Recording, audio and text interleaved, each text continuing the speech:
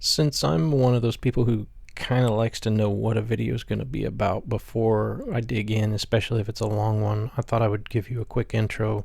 We're going to design this system, and this is a system that I created for myself using hardware that I own. Going to try and keep things local as possible, and it's designed to do technical and creative exploration where I can design and build IoT instruments like sensors and things, and then store all of that and have data collected, and have a control panel where I can access both my home stuff or being able to manage creative endeavors like, oh, I don't know, I'm going to be running music through my DJ controller into Touch Designer and run interactive audio reactive virtual environments and being able to make my own music. And how do I store all that, and how does it all work? And we're not going to solve specific problems, but what we're going to do in this video is we're going to walk through how I designed this, and we're going to just give you a sense for what it's like to think through these kinds of things from specifically a user's perspective, aka me. Like, hey, if I want to do these things, how would I want my infrastructure to be set up? And we're going to dig into that. So if that sounds interesting to you, let's get moving on it, and yeah, just cut to the chase and start the video, Rob.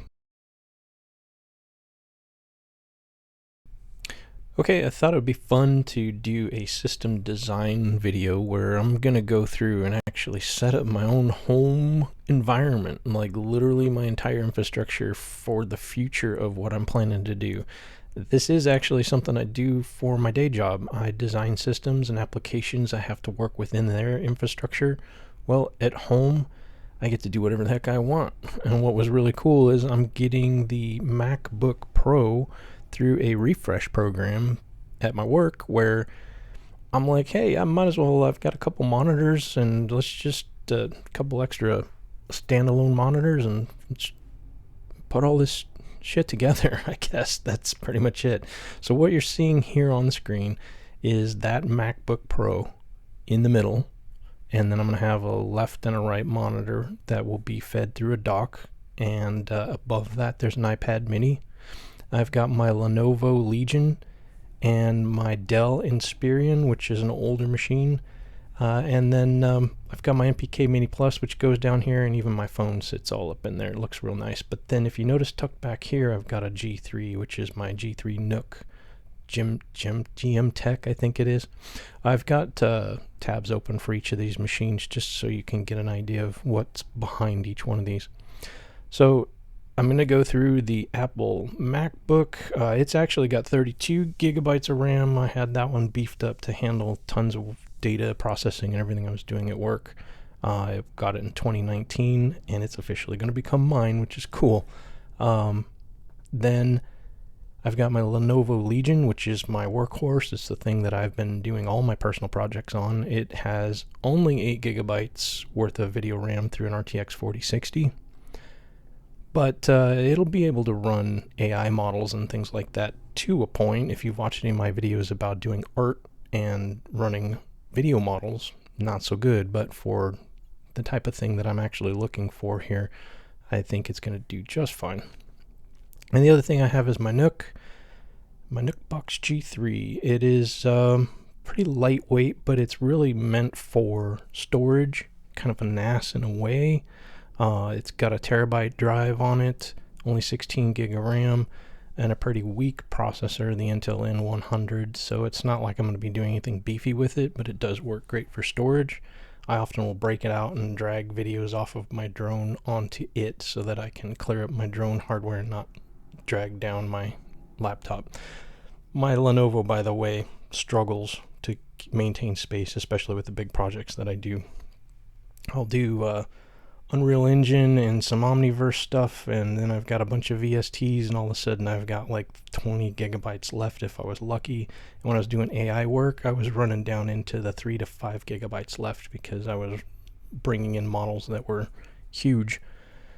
So that being said, the last one is the one I use the least. It's an older machine. If you've watched my timeline on my history, this is the one that I used to do Internet of Things type stuff. It was my work computer back in 2016-ish or so. I'm guessing it just looks kind of like this. So I picked this one. I'm not even sure if the specs are right on it. All I know is it has 16 gig of RAM. So then just because I use GPT a ton for any kind of thing that I need to learn, I figured I'd have GPT at the helm here so that we can ask any questions. And yeah, one of those things that I learned, I was thinking, what am I going to do with this iPad mini? Well, it turns out I want to use OBS Studio. Here we go. Trackpad issues. So I've got the iPad here because I'm sorry, but you've hit the daily limit for advanced voice. You can switch to standard now to keep chatting. Well, I guess that answers that question. I am not going to upgrade to Plus, so take a hike, bro. Okay, that happened. Hey, this is live, so, you know, we're just going to keep this open just because we can actually chat with him this way. All right, where was I? Thanks for interrupting me there, GPT. I don't pay for crap, so everything that I'm going to do here is going to be completely open source. And this is going to be a fun working session because I really have no idea what I'm going to do. I've got a sense for the types of things I'm going to work on, which I've got here in front of you. The iPad, like I said, that's where I was. The iPad's going to run OBS Studio. I learned from GPT that I was thinking maybe I'd use it to film stuff on my desktop. If I'm working on an IoT device, maybe you can see my hands. I don't know. Sometimes that gets kind of boring, especially for somebody like me who stumbles with their physical fingers working in a very efficient way. My fingers don't do what my brain wants them to do sometimes. Motor skills, you know. But anyway, the iPad can actually act as a remote control for OBS Studio, which was really cool. I plan on using OBS Studio on the MacBook because I figure I'm going to be doing a lot of recordings and things of different projects. And I'm currently running OBS Studio on my Lenovo right now. This whole thing's being recorded off my Lenovo because I don't have any of this set up yet. So just consider OBS Studio sort of a universal thing there. It's not going to run on the Nook. We just remote into it whenever we need it. The Nook and the Lenovo will have VST3 instruments on it. The Lenovo is what I tend to use for music creation. I bring in my MPK Mini Plus, which I love, by the way, and I use Waveform, which is on here, represented here. So I do plan on making music, but most of that's going to be through my Lenovo. Obviously, I use DaVinci Resolve. I think you've seen me do videos on that. If you haven't, go check it out. Probably my favorite, my most popular video, and the one I go back to the most is the one that I did with Fusion. I actually use that one as a reference video all the time. And of course, you might, if you've seen my other videos, seen me use Touch Designer and Unreal Engine and bring these two together where I'm feeding audio from Waveform or my DJ controller into Touch Designer and then bringing that into Unreal Engine to make some robots dance or make some things move around, lights move, whatever. One of the big things that I'm going to be thinking about here today is the fact that I'm going to be using Docker with Home Assistant because I do want to set up Home Assistant, and I'll probably be running Home Assistant on the Nook because it's not super resource intensive to where I should be able to run it. I've already got Docker installed on the Nook, and I figure why not? I've got a video too about running Home Assistant in Docker. That's an old one of my first ones. And then I'm not going to worry about designing anything specific for this, but I do want to call out that my Dell needs to be available somehow. So when I do start moving to using IoT Arduino type projects for my videos, I want to be able to remote into it. Maybe I'll put OBS Studio on there and just record directly. One of the things I'm learning is I can use OBS Studio to record my audio. Check this out. You can see my audio recording, and we're doing the mirror effect here. This is always fun to play around with. So this is the first time I'm using OBS Studio to record things and using my new microphone. Well, it's not new. I did a video on it, a short. which it's so good. You might hear cars driving behind me because I'm like literally 20 feet away from a busy road. Anyway, let's get back to the system design. This is raw, man. I told you this was going to be pretty interesting, I think. If I didn't, let's hope it is. So there we are. I'm in Miro, by the way, which is what I use because it's what I'm told to use. So it's what I'm familiar with, and they have a free option. And I used to use Lucidchart quite a bit. And really what I'm looking for are the diagramming tools that are in here. And yeah, I'm going to pause for water. I drink a lot of water. You're just going to hear it because I'm not going to spend a ton of time editing this. So if you're up for a raw session of just designing systems, we know what our infrastructure is. We've got the iPad, which can act as a remote for OBS Studio. We've got the MacBook that's going to be a flexible family machine to do pretty much anything we want.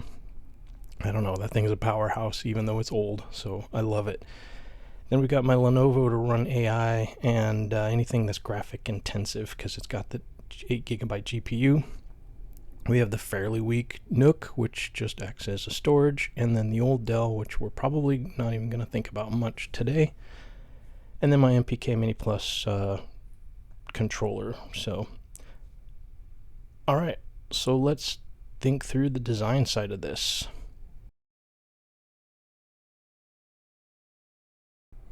Okay, so why don't we go ahead and just start with the G3. I'll just pull this off to the side here. In fact, let me just duplicate. Oh, no, I don't want to do that. Remove it.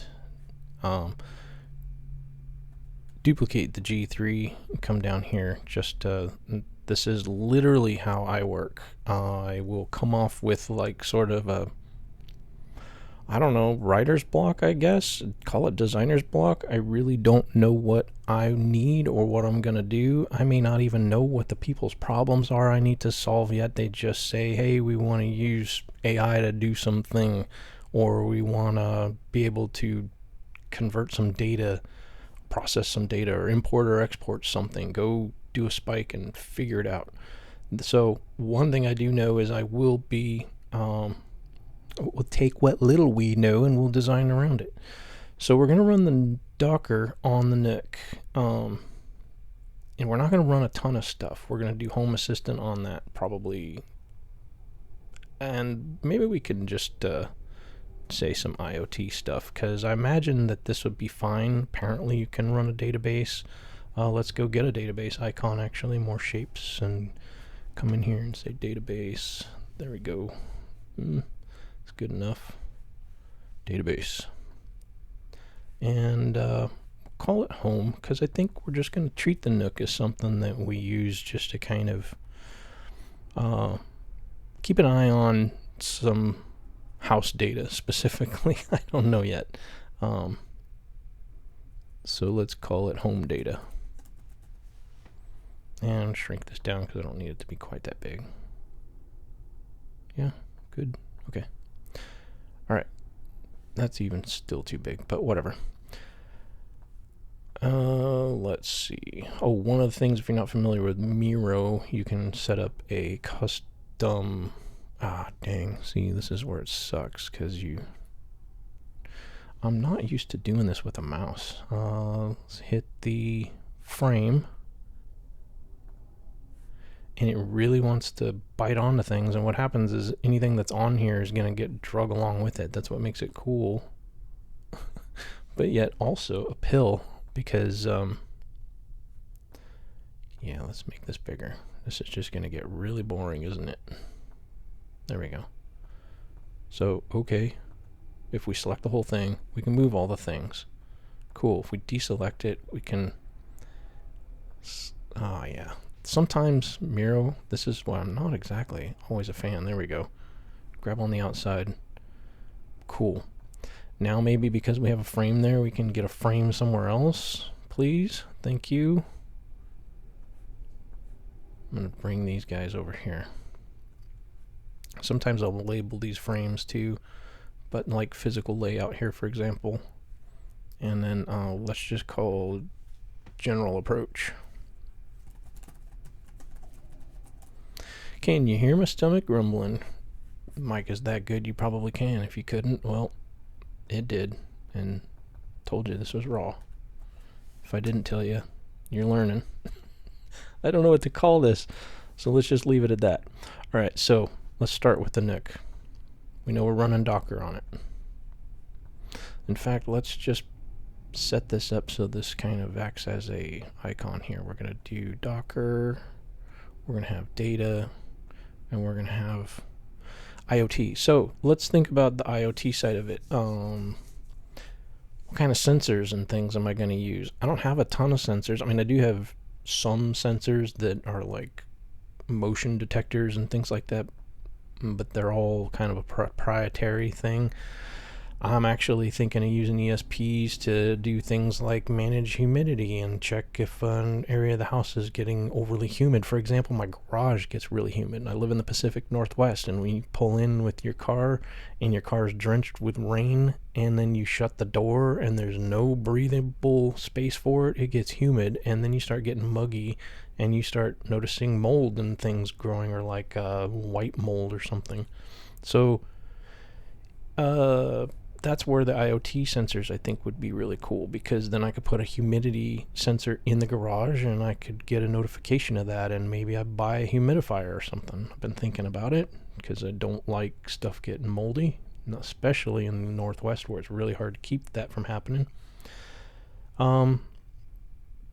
So yeah, I'm talking my way through this and kind of like wondering where I'm going. So this is maybe harder than I thought. We've got IoT, we got Docker. Let's talk about Docker for a second. I like Docker because it lets me spin things up in an environment. Like I can run Docker Compose and have an entire network that I spin up, where I have a front end, a back end, and a database all spun up and ready for another dev to come in and be able to start building their application without having to worry about their local setup. And then I can take that Docker Compose that they use locally and break it out into a system that gets deployed over Kubernetes. I'm not sure I'm going to worry about Kubernetes. If you're familiar with Kubernetes or not, Kubernetes will take these containers. As you can see, Docker has this little whale with the containers like a ship. It will take these containers and distribute them globally. It will scale up or horizontally, distribute them as needed. If you're running out of, your people are hitting it so fast that you need additional resources, it's going to scale up and give you another or multiple containers to kind of handle the load. I'm not going to worry about that right now. At worst case scenario, if I found that I had something that kept crashing and Docker, and it felt like a critical thing, then maybe I would run Kubernetes locally to be able to spin that back up. Because if a pod shuts down, Kubernetes spins it right back up without you even thinking. It's pretty cool. But we're definitely saying IoT, so we will be running IoT instruments that connect to that, and we're going to be storing data. I think what we'll have is things like ESP32s, and one of the things I'm looking at lately is N8N, and that's got some AI capabilities, so I don't know if I'm going to be running N8N on this machine or not. There may be some distribution going on, or maybe N8N runs locally here for something, but then it also runs on my Lenovo to handle some AI stuff. So let's just leave the NUC. Oh yeah, we're going to just consider, let's do another, well, that was a mistake. Let's do another data for storage. VST store. And that's not going to fit, so then we'll just shrink the text down. There we go. I know it's not a database, but it's going to be more or less the hard drive for this. And then I'm going to right click that and say send to back, so it's a little more obvious that it's part of the NUC. And this stuff will be part of a network that we'll worry about later. So that gets me set up. I think Home Assistant will be, I guess we could just duplicate this and say Home Assistant. Let's just do HA. No. Can I spell? I really suck at spelling. Okay, Home Assistant's down. That's going to be... I maneuver things around so much it's going to drive you nuts. So if you stick around for this, even this far, I'm surprised. So, but I thought, why not? I'm going to do this anyway.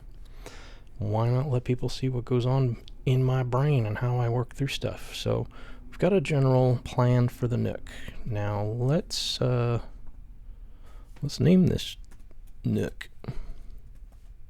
or G3, because that's, I actually even have a dedicated screen for it. Literally right there. Oh, that's main. Desktop 2. Oh, that's running my OBS. Alright, back to this. So let's now take the iPad, duplicate that. Let's get another frame going. Oh, Miro, you just do what you want, don't you?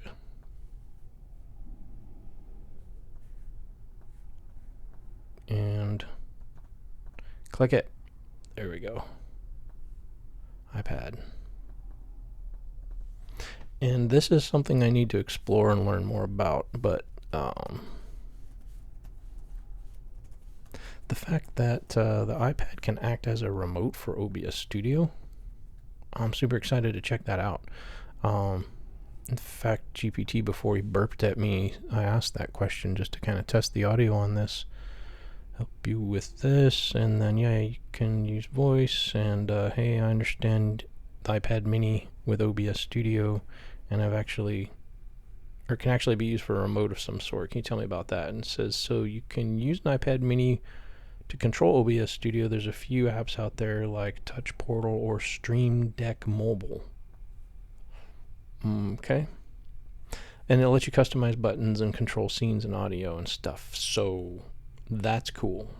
And let me tell you why. Because what I'm planning to do is have Unreal Engine and on my Lenovo. So let's duplicate those, bring those off here. Let's bring another frame in,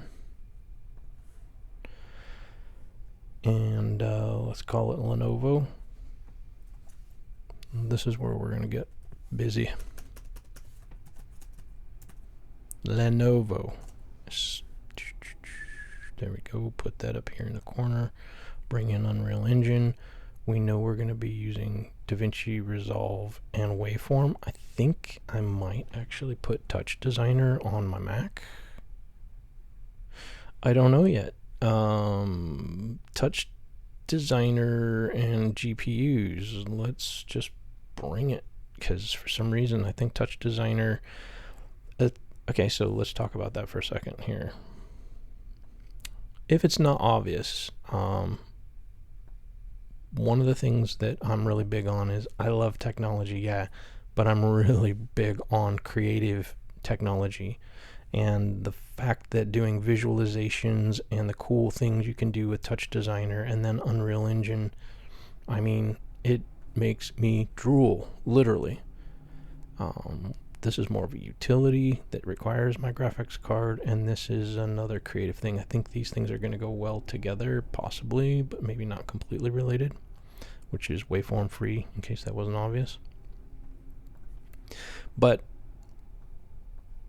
Touch Designer, what I've been using it for more than anything is to convert the audio from a soundtrack or my DJ controller, whatever, feed it to Touch Designer, and then it will convert that into DMX, which I feed to Unreal Engine. Unreal Engine definitely needs the graphics card. I'm thinking Touch Designer may go on the Mac.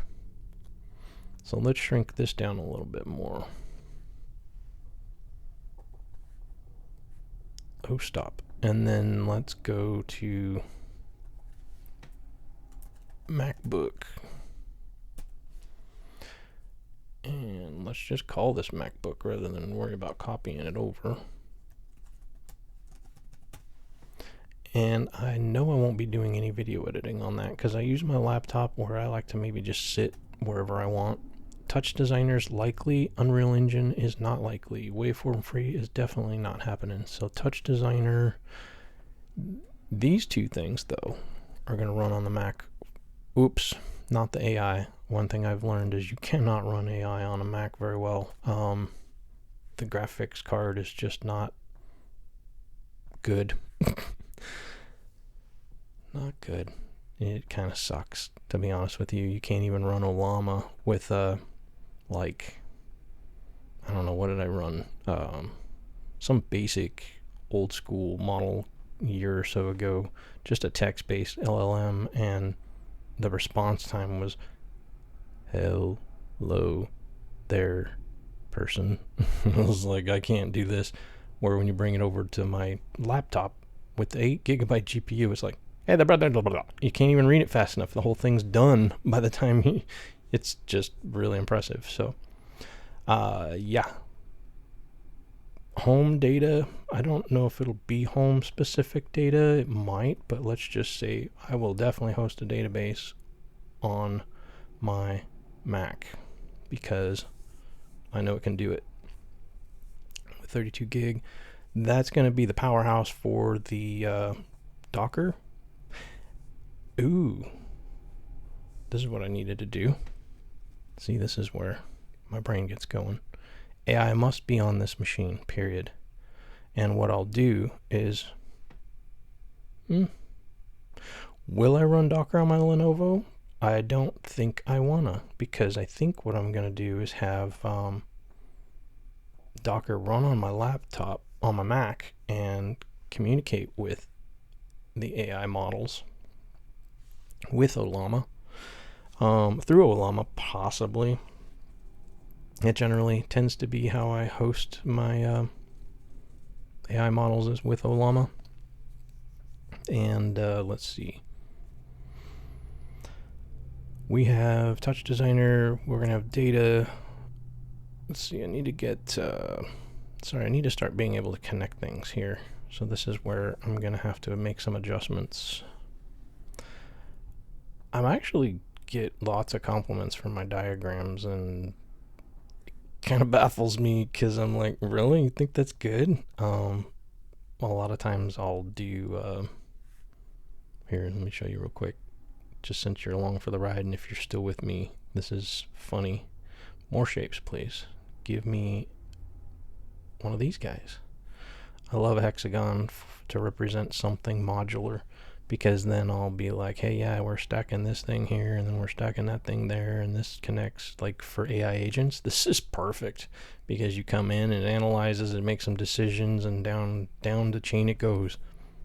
And I add all these pretty colors and things. Right now this is super rough, and I literally had no idea what I was doing when I came into this, so you're getting the raw perspective here. So we got our system hardware, we have our general overview plan, and I can't stand when things aren't clean. So we're gonna line that up. And got DaVinci Resolve. We're gonna not worry about the Dell, like I said, for now. So what we'll do is, if we use Touch Designer, it might sit somewhere in between these two here. Let's put it down here on the bottom. And then Unreal Engine and Waveform.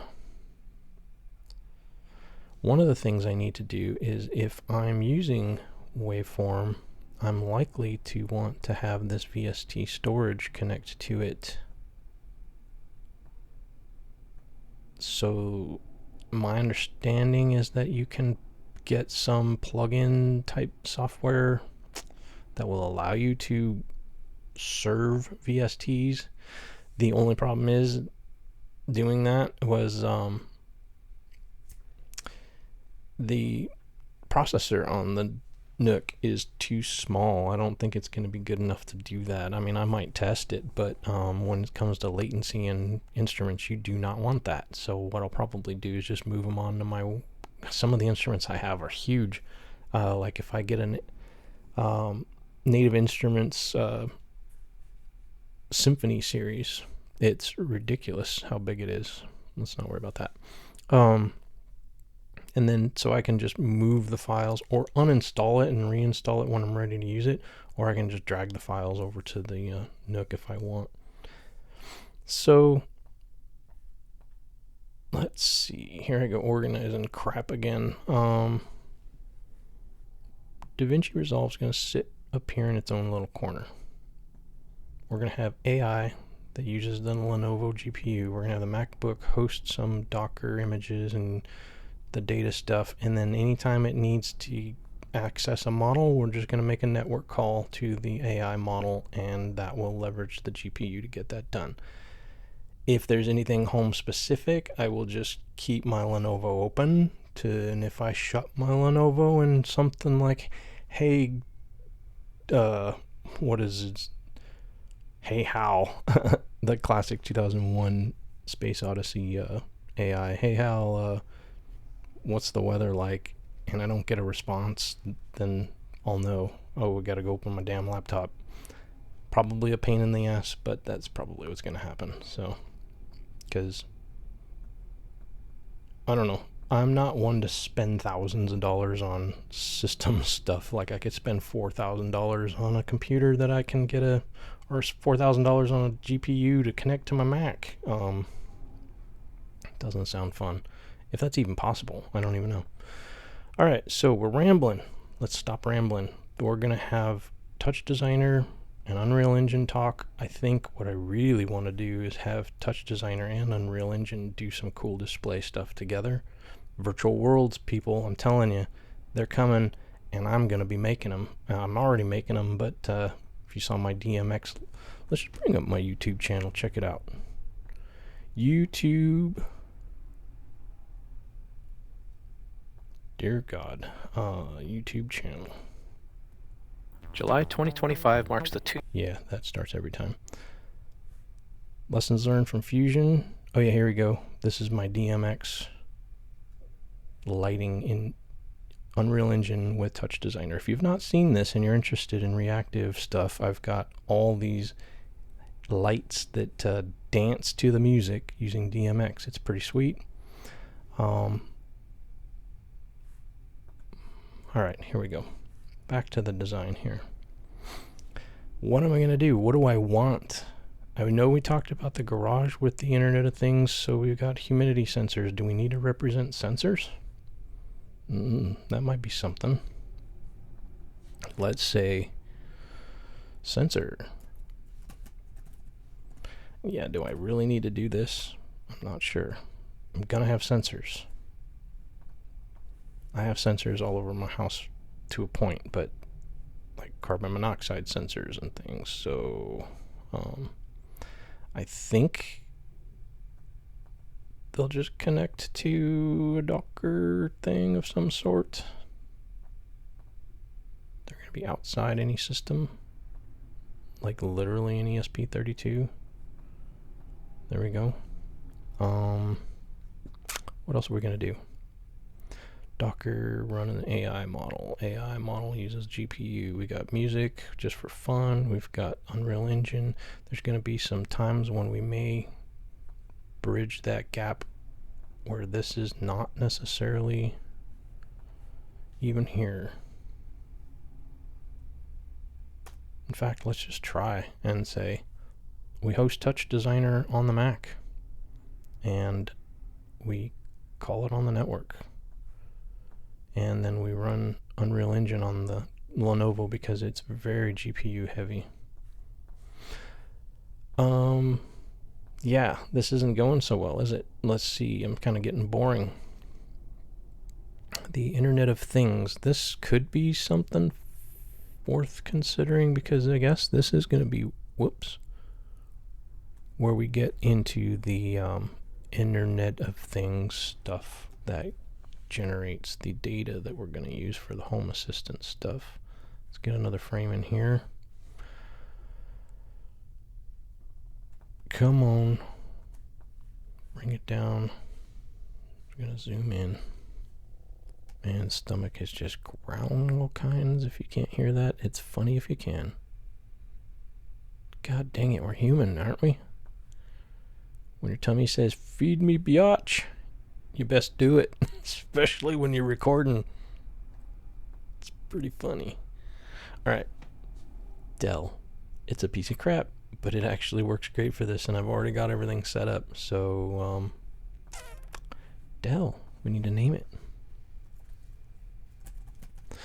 I'm getting bored. How about you? What are we going to do with this stuff here? We need to find some way to integrate all this.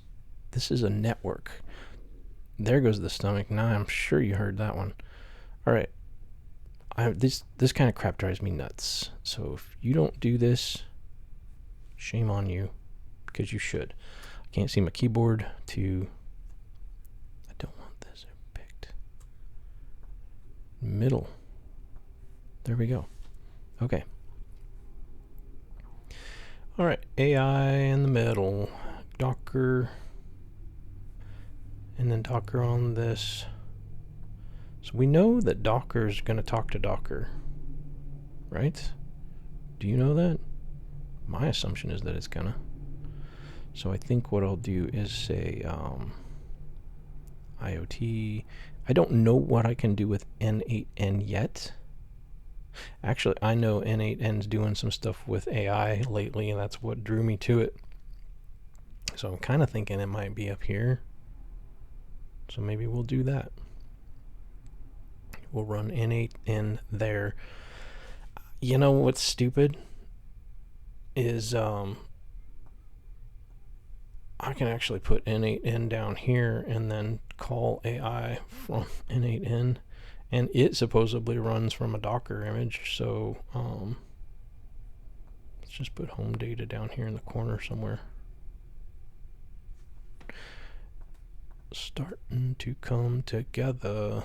I think I'm going to push this, get this out of the way for a second. Push this down here. Here is what happens when I'm designing systems. I kind of move stuff around until I'm happy with the way it looks, because it needs to be clear to people what's happening. And it needs to be well designed. If it's not, people won't compliment your graphics. Now, one thing I am doing different this time, I usually separate my projects out with, I don't normally, I should say, separate my projects out with these little frames. Normally a frame is a whole project, and then I go to that frame or I share that frame. I'm kind of taking a different approach today, and I don't really know why I did that. It just kind of happened naturally. So this is going to be my development machine for this stuff. So let's make this a little shorter. This can be isolated because it's not going to be on all the time. In fact, let's just rename this IoT development. And yeah, and then this one will be named, hello sensor, you're gonna just get stuck somewhere. Let's name this one home automation. And then this one is creative power.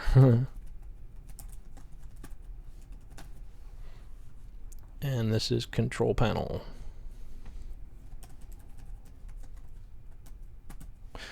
And literally the iPad, just so you know, is just sitting above the MacBook. It would probably make a good camera if I wanted to show my face, but I'm really not big on showing my face. I don't want to look at me. Why would you? So I generally don't have a plan to do that. We'll see what the future brings, but I'm not planning on it. I'm going to stay faceless as long as I can. My rabbit can be my face. Let's see. What do we got? What's the MacBook? MacBook, I think, is just going to be a general purpose. It's a powerhouse that can do lots of cool things, and I think what we're going to end up doing is connecting Docker data to it. In fact, I'll probably host the database with Docker. Like I said, I use Docker Compose all the time, but normally for local development, and I'm not deploying this to production of any sort, so I can easily just say Docker Compose up and spin up a whole environment, and if for some reason I need to shut things down or rebuild anything, I've got pretty easy control. I don't see any reason going outside of a development environment. Now here's a habitual thing I do. I save Miro. I don't need to save Miro, but darned if I don't hit that Control S button every freaking few seconds. It gets annoying. Okay, how are we feeling? Is this a system? Hell no. There's not a lot communicating here. What do we got? We've got a waveform free connected to VST storage. That's going to be an intermittent thing. That's not even going to be regular. So let's use a different type of dash, and let's use an open, or whatever we call this arrow here, so that it's sort of an occasional connection here. But definitely going to be running Docker, which will leverage AI, possibly on the Mac, leveraging AI on my laptop. What that looks like, I don't know. Actually, let's talk about that for a second. One of the things I'm thinking about doing is setting up an AI agent that goes off and does research for me.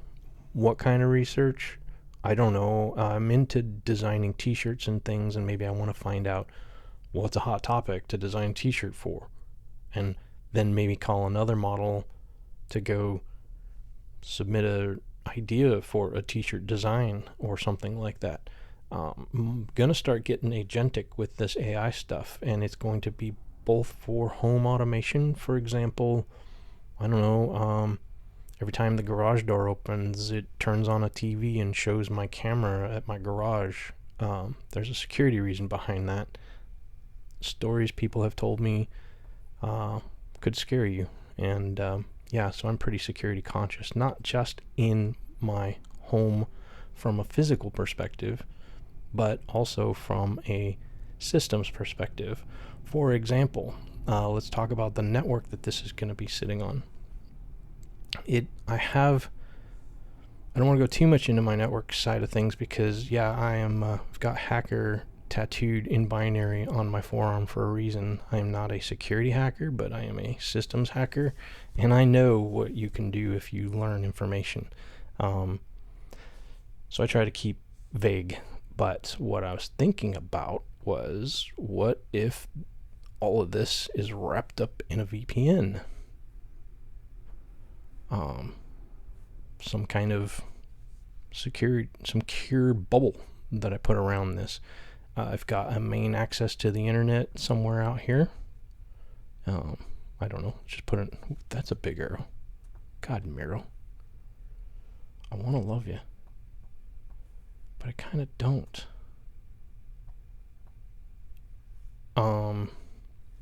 So let's say internet. Let's go www. Or should we go HTTP? I don't know. Internet sounds good. Interwebs. Interjet. God dang, I can't see my keyboard and my eyeballs are getting blurry. Internet. You know what would be cool is we could get a double arrow. Is there such a thing as a double arrow?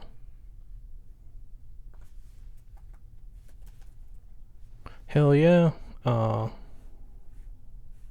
we got one right there. Let's use that. I don't know, it just seems worth calling out, right? I mean, all this stuff speaking to the internet, and what if I want to set up something that I can access remotely?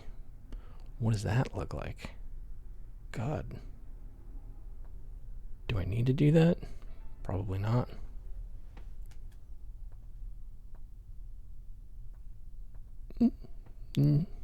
Yeah. No. Because this is what I'm going to do. I have two layers. I'll give you a little bit of my system here. Duplicate. Not way over there, jackwagon.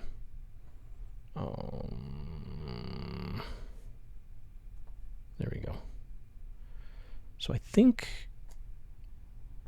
let's change the line. There we go. to a dash here.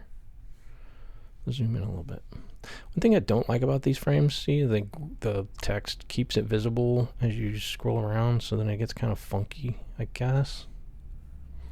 But,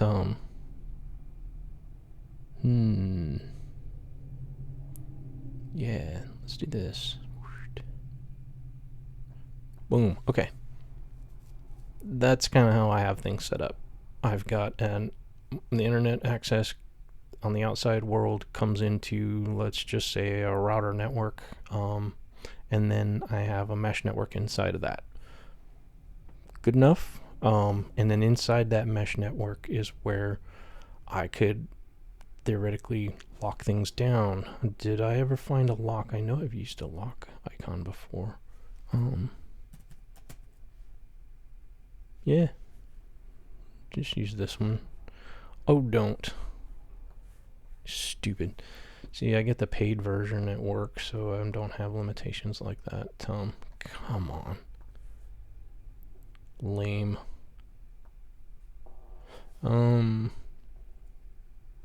Really, I can't even get a lock icon. Jeez.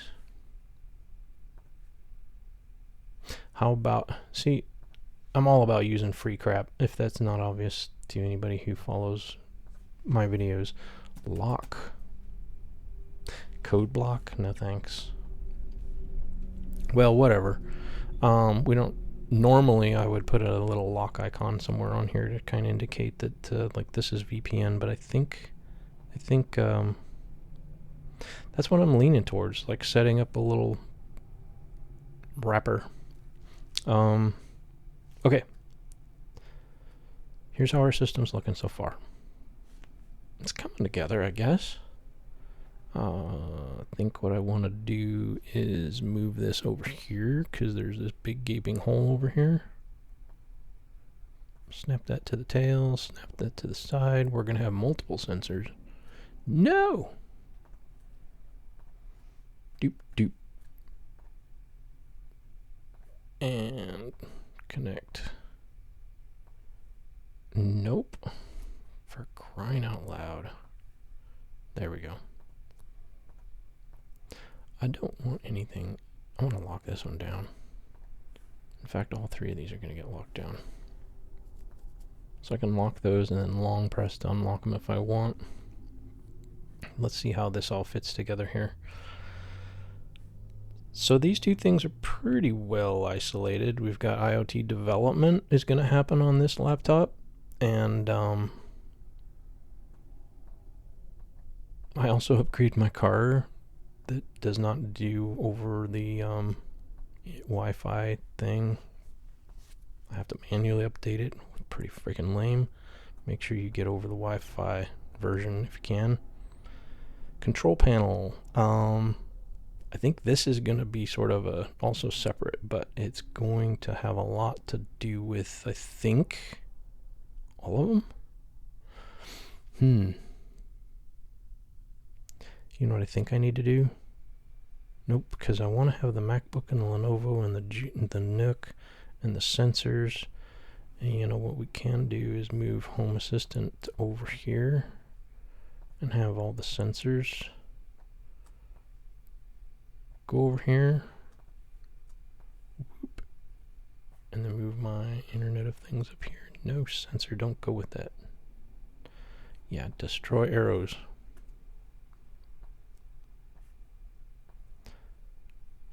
Let's see, I really want Home Assistant to be next to Docker, and I really think this needs to be next to Docker. And I think this is pretty freaking obvious, so let's just leave that. Because this is my IoT hub. And these are just representing different sensors, like the humidity sensor throughout my house. We're going to connect all that to Docker. Oh, you stupid arrows, because I made those other arrows that way before. I got to change all these up now. So we'll change the type to solid and the ends to the standard. And then I know the data is going to be connecting to Docker here because I just, all almost guarantee it. God dang, save it. Let's get some water. Take a break. Are we having fun? Cancel. Okay. So we have the internet comes in to my main network, which then feeds my mesh. Inside that could be a VPN. How about we put text there to represent that, because it does seem important. VPN. So we got a VPN port or tunnel here. Yeah, that looks good. I think. Get my contacts to line up here and my stomach to growl. Then we'll be perfect. All right. Can you see how I bounce around all over the place? This is what my brain does. Imagine trying to sleep. It can get fun sometimes. Holding shift down and grabbing this and moving everything down a little bit. I didn't want the whole thing. What is up with that?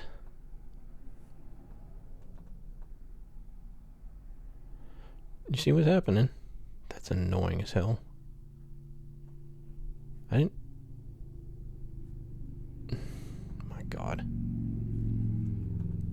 Maybe I didn't lock this one. No, I did. Alright, I'm getting annoyed with this. We're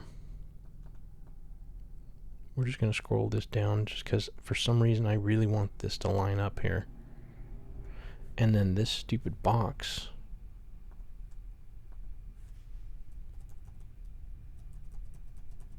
There we go. How's this feeling? We've got our creative powerhouse right here. We've got our general purpose box. We have Touch Designer on it, which talks to the Unreal Engine. We already know that happens over a network. Before I used to have it on my Lenovo. I think I'm moving it to my MacBook because I could still have it on my MacBook and just move the files over so I could do development on it, but I don't want to make that confusing to the diagram. Just know that sometimes development may happen on the machine that I'm sitting at. The MacBook will run heavy Docker containers that require a lot more oomph. Maybe most of the Docker stuff will get run on that. In fact, I'm really thinking N8N may need to go over there. Supposedly N8N can run on this, but I'm kind of wanting to change my mind. But let's just leave it there for now. We've got the VST storage, which requires a wired connection because that's just the way it is. And then we have, I want to scroll out, and there we go. We've got the iPad, which acts as a controller. So let's run through a scenario. We got internet going in and out of the house, and I've got sensors, and those sensors are not necessarily communicating to the internet, but they're communicating to my internal network, and they're probably storing some home data. Because let's say on the humidity sensor from the garage, I want to track what time of year it's most humid, so then I can determine if I buy a humidifier, will I even need it these months out of the year? Can I just leave it? Do I need to leave it on all the time, or can I turn it off sometimes? I'm just giving you a random example. But those sensors will also talk to Home Assistant, and Home Assistant, which will involve N8N, I think is important to bring in here somewhere. Actually, I want to bring N8N down here and bring this in on the side because it is going to be part of Home Assistant and Docker, this whole little package down there. So yeah, there's like a little hub going, and this little box is a tiny low power box that can handle these types of things as long as they're not too intense. They can make calls to my other boxes that have more intense power if they need to run it, but for the most part, I think that the home automation Nook box is set up to handle all that. We know we're going to do IoT development on the Dell, and it's just not going to be running all the time. It gets broken out just because it's happily configured to work with these things, and I don't want to install more stuff on my Lenovo. The control pad, which would be the aka iPad mini, Well, supposedly, I don't know how to do this yet, but I'm going to be running those controls. I almost need to copy this and maybe make a note. Here, we can go get one of these notes. Put the note here. Touchpad or portal stream for deck mobile. Let's just say iPad mini. Or just bold that. Maybe even underline that. Control U. There we go. Okay, so I'll just make a note here for myself that I'll use Touch Portal or Stream Deck Mobile. Ooh. Get that off to the side because that's not pretty, but necessary. So this will be the control deck, and let's say the other scenario. I was running through scenarios. I had the sensor, which runs into Docker, which stores data, communicates with Home Assistant, connects to N8N, might bring in AI and say, hey, AI, check out my data from my sensors. What can you tell me about it? There are lots of cool stuff, and it'll say, no, you're lame, dude. Why do you do this shit? Because I love it. And then we've got the VST storage that goes to waveform free. That's the other piece of this. Let's start talking about waveform free. One thing I will not do is use AI to make music. I've tried that, and it kind of sucks. And when you start talking to AI about the feeling of music, it does not understand you. It wants to change your perspective and say, well, instead of feel, how about something else? It's like, no, bitch. We want to feel the music. You just don't get that. And that's all right because you're a computer. So in this case, we're going to say waveform free. Ooh, yeah, I'm just going to fart around with that damn thing. But what I want to do is waveform free is going to come into do somehow. You know what?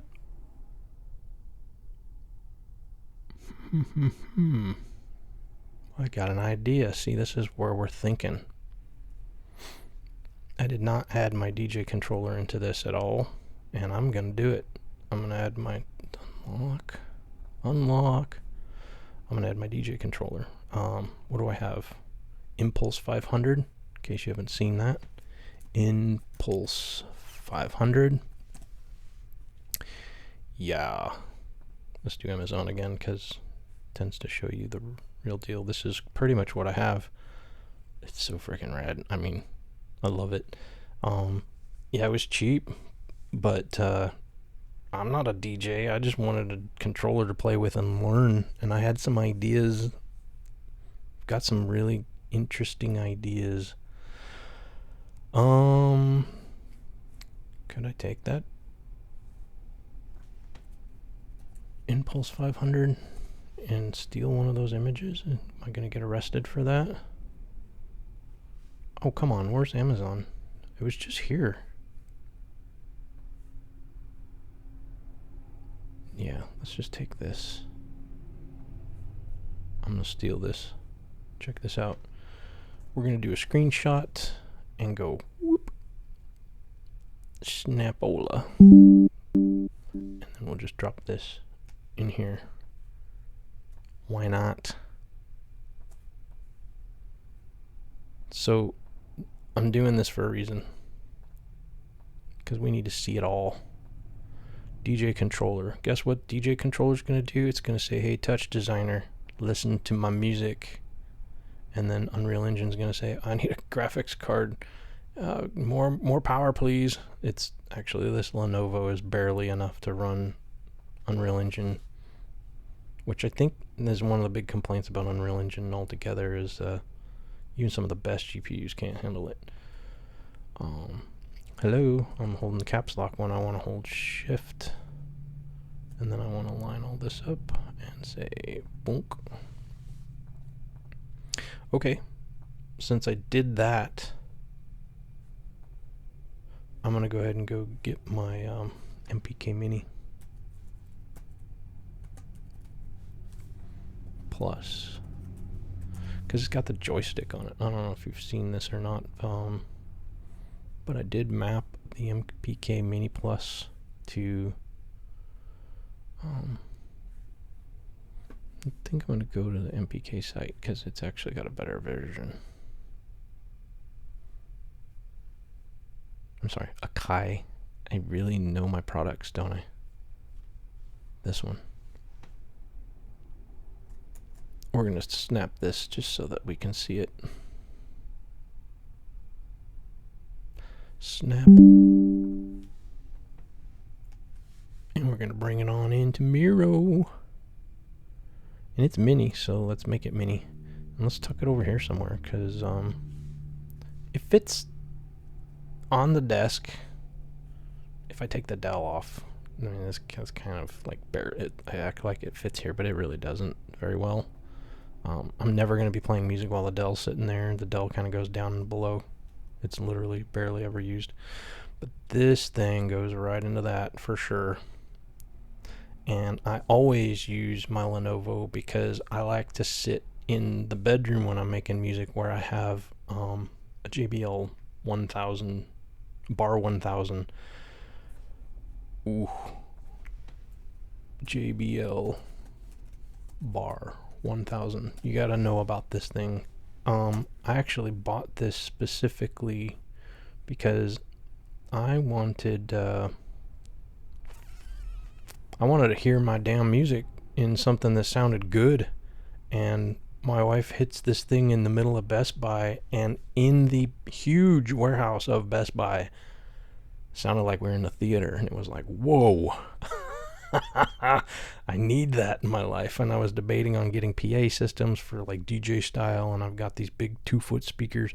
This thing is a monster, this subwoofer, but otherwise this thing is almost invisible. That's like a table sitting in your room. Man, the music sounds amazing on that. And yeah, I'm not even gonna tell you yet. I hit a milestone with my music recently. You have to go dig around for that if you want. I've been trying to keep it quiet. I'm still waiting for something official to happen completely before I start announcing it. So this video may go out before I announce it, so I don't want to give it away. Alright, so we're back to the MIDI controller, which rocks on those JBLs. I'm using my Lenovo JBLs. I guess it was JBL. Anyway, let's move this up a little bit. This is one of the things that happens when you're doing system design. You're just reorganizing things. I'm going to want this arrow to come in on the side. And it feels stupid to do this, but I might jump it over here. No, you know why I'm not going to do that? Because that is an external freaking wire that I connect. So,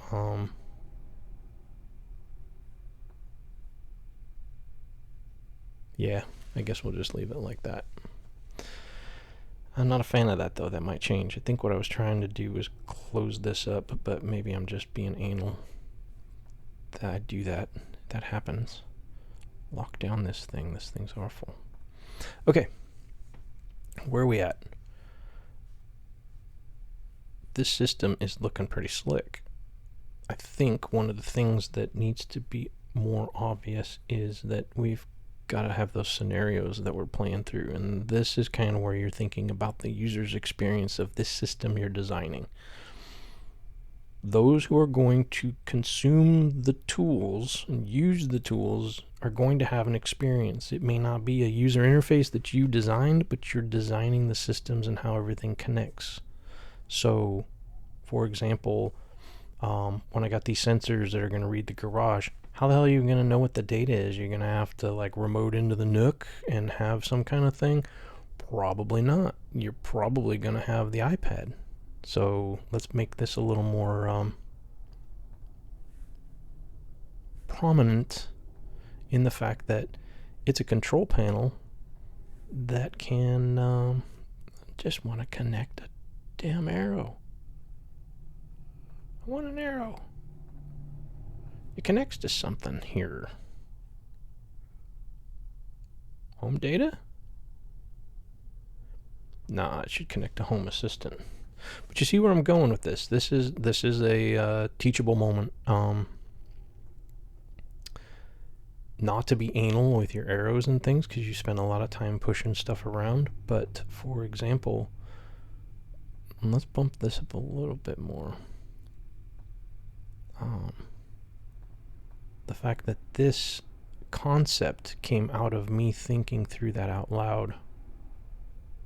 I guess I have to connect it to the iPad there. And I want to show this in a different way, because this is going to be a sort of portable connection. And I want different arrows or something. I don't know yet. I'm going to connect other things, and it's making me nervous to do this.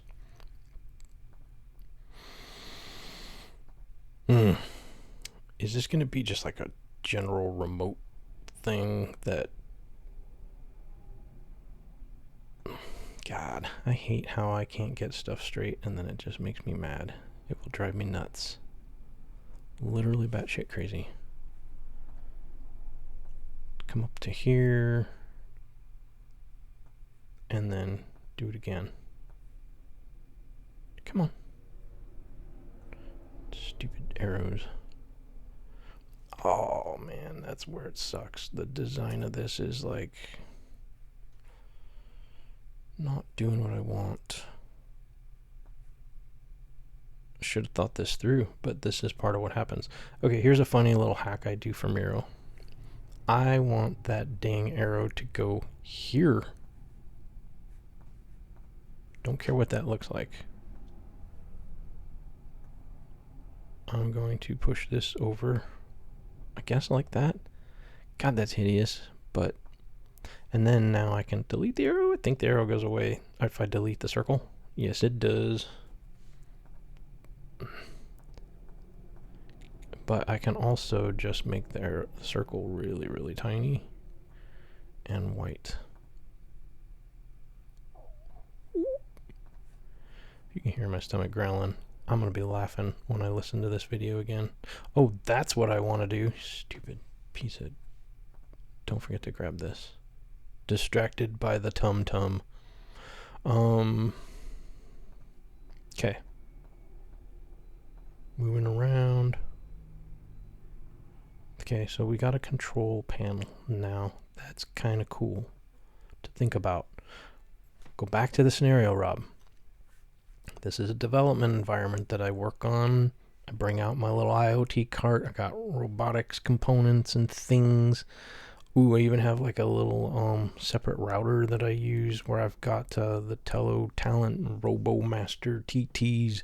I'm going to be setting those up with AI, which will reference my models that I'll host. And actually, there's some really cool stuff I got planned with that, but that's another project. Drone swarms. Just know that I'm into that thing, and it's going to happen one day.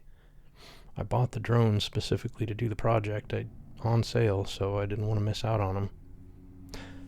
Come on, Rob. Get your brain back together here.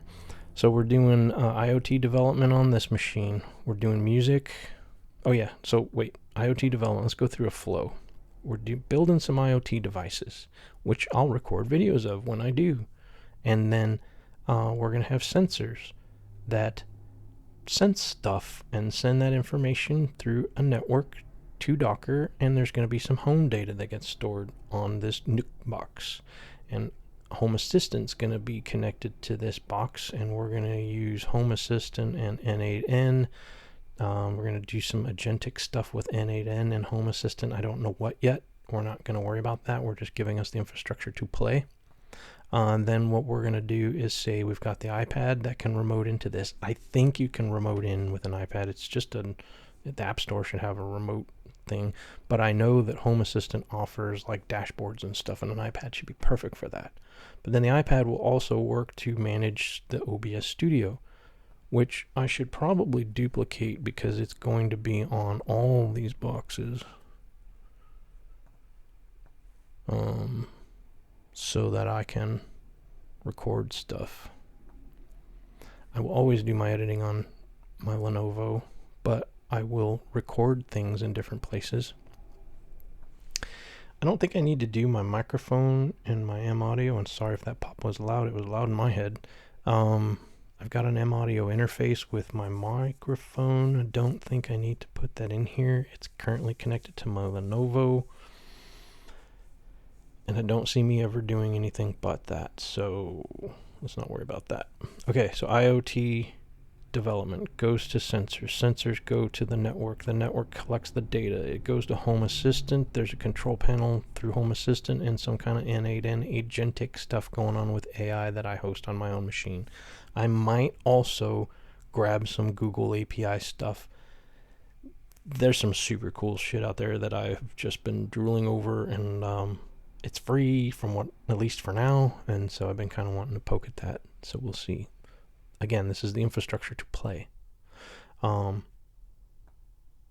Docker on the MacBook is going to handle heavy duty things. What does that mean? I don't know yet. We'll see how tired my Nook gets, because that's going to be running all the time, because it's a very low power machine that I'll probably never shut off. I used to take it with me wherever I go in case I wanted storage, but I don't hardly do that ever. If I run Docker and some data, it'll probably be home related stuff. Although, actually, let's say that we're doing AI research with this Docker stuff and we're storing much more data, because the MacBook, the hard drive's 500 gigabyte, but if I'm not doing anything with it, if I don't put a bunch of stuff on it, I can store quite a bit of data. And then, so then I can do like some research, or have AI go do research and then come back and then store all that research for me. And then I can use the control panel to remote in maybe and research the research. Don't know yet. Then we've got the DJI controller. That's not a DJI controller. I apologize. That is my DJ controller. Wiki, talking to Touch Designer, which I want to use to make visuals. I'm worried I'm going to need to use Touch Designer on my Lenovo, because I think the new particle thing is going to require it. But regardless, Touch Designer will work to send music to and then feed that to Unreal Engine for some cool graphical stuff. Then I'm going to use OBS Studio with DaVinci Resolve, where I do all my editing of all the things. I'm starting to have a brain fart here. My brain's kind of fading, and I'm sure you are too. So if you're still with me, I'm going to back myself out a little bit. The iPad's going to use some kind of control for the different things. I think I was going down the controller where we have virtual environments and stuff and have the ability to record stuff. So I think it would be cool if I can record what's going on in Touch Designer, record what the DJ controller is doing. So I have, I forget even what the app is. Dejuiced, or just Juiced, comes with the controller. So I will probably have a screenshot of that and a screenshot of Touch Designer going, so that you can see them and actually see the data and how things are coming together through the music, through the data, and then through the interface and how that affects that. That seems really cool. I'm describing a hypothetical realm of basically audio reactive virtual reality. That's where we're going. And so this is more or less my lab to do that. Yeah. I'm liking this so far. I don't hate it. What's some other stuff that I'm going to do? Make music. And then we're going to use Lenovo to do that. And then any of that process will get recorded and edited. Anything we do virtual reality will get recorded and edited. Anything we do with AI will get recorded and edited. YouTube videos. Can you see all the YouTube videos that are going to come out of this? Can you see that I'm going to be making lots of videos about all of this crap? This is going to be great. I hope.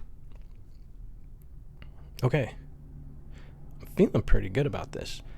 One thing that I'm not doing is answering every little detail about what I can do. But what I've done so far with this is I've built myself an infrastructure using the hardware that I have, taking advantage of weaknesses and benefits like the Lenovo's GPU and the fact that the Nook can be on all the time and low power, and the fact that I've already got an old crappy machine that does IoT just fine. Why add any of that stuff to my other computers and just bog them down?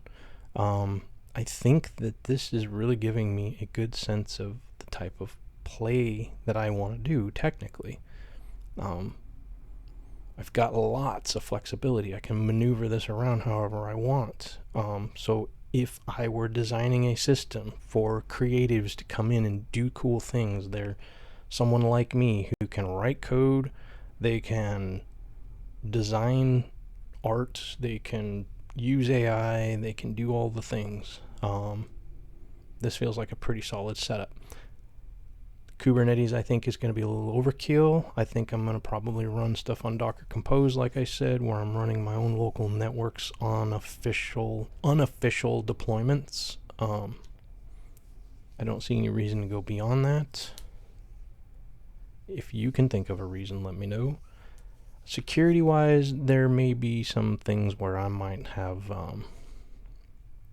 like I said, I'm going to look at the VPN wrapper for this whole thing so that everything is done inside a VPN, and that I don't think I'll ever have a need to access any of this remotely. And if I do have something I want outside of my network, I can just put it on a cloud and then be able to access it from there. For example, when I take my DJI Air 2S, let's take a look at that. DJI Air 2S.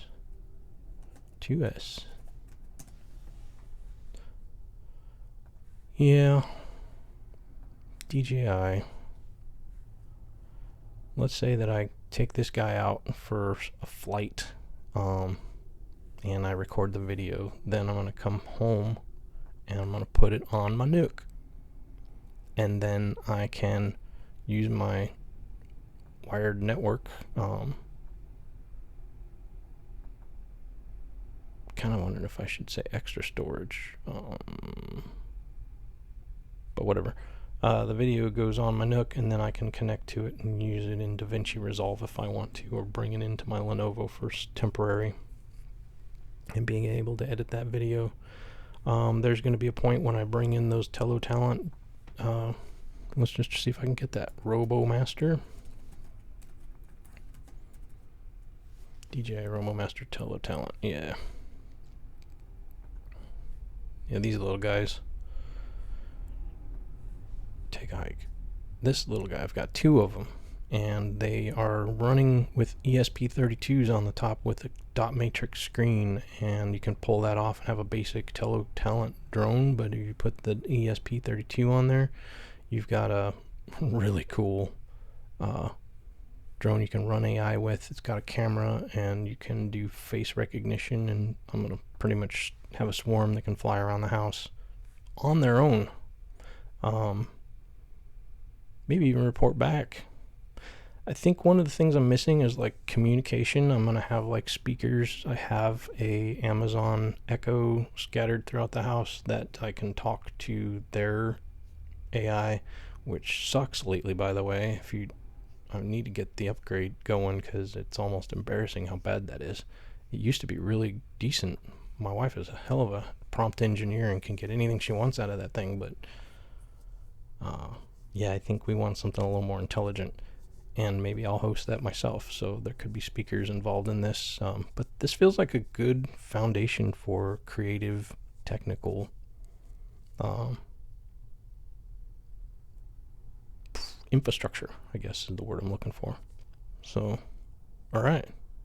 I think I'm going to leave it at that. I'm pretty happy with this. I hope you found it useful. I mean, I didn't know where it was going to go to begin with, so it kind of feels like it landed in somewhere that I feel pretty good about. We've got our general system design. We've got a little note here on the side about some things to look into on the iPad, which maybe I'll tuck this down here so it's a little more visible. We started off with the physical layout of all the machines in one location, which it's all completely convertible. Take these two computers away in the MacBook, and anybody in the family can use this MacBook. I'm sorry, the Lenovo and the Dell go away with the MPK Plus, and then anybody can use the MacBook and the iPad Mini. It's just pretty slick, and it's all started because I get that MacBook Pro from a refresh program. It started off with a general idea of what I wanted to do. Knew that I was going to be running certain tools on certain computers, and then I knew I needed to be able to have them communicate to each other somehow. And some of them are going to be pretty flexible, and some of them are going to be completely detached. So, and we got creative processes built into technical infrastructure. So, yeah, feeling okay about this. I hope you enjoyed this. Hit me up in the comments to tell me what you think. If you've got any suggestions or anything, or if you, I don't know, found this useful, just let me know. That helps me a lot because I never know what to spend my time on. My website, all of my online presence is really to document things that I'm doing for myself, and then I share them with others in case they find it useful. Well, I just documented the system design for myself, and I shared with you in hopes that you find it useful. I mean, people do this for a living, but it's generally not like this, like on a Mac, this and a Nook that. It's literally like we've got AWS here, we've got Azure over there, we're using Kubernetes, and we're connected to Datadog, and we're running graph databases, and we're, require you to use Concourse CI or something like that for deployments, and lots of intense restrictions that you have to follow when you're working for a company, fit within their standard. But here we just had our limitations of the hardware itself and the capabilities that come with it. So overall, I'm pretty happy with that. I think I should shut up and call this a video, and thank you so much for watching. Again, give me a thumbs up or leave me a comment that you enjoyed it. That really helps my channel grow. Thank you very much.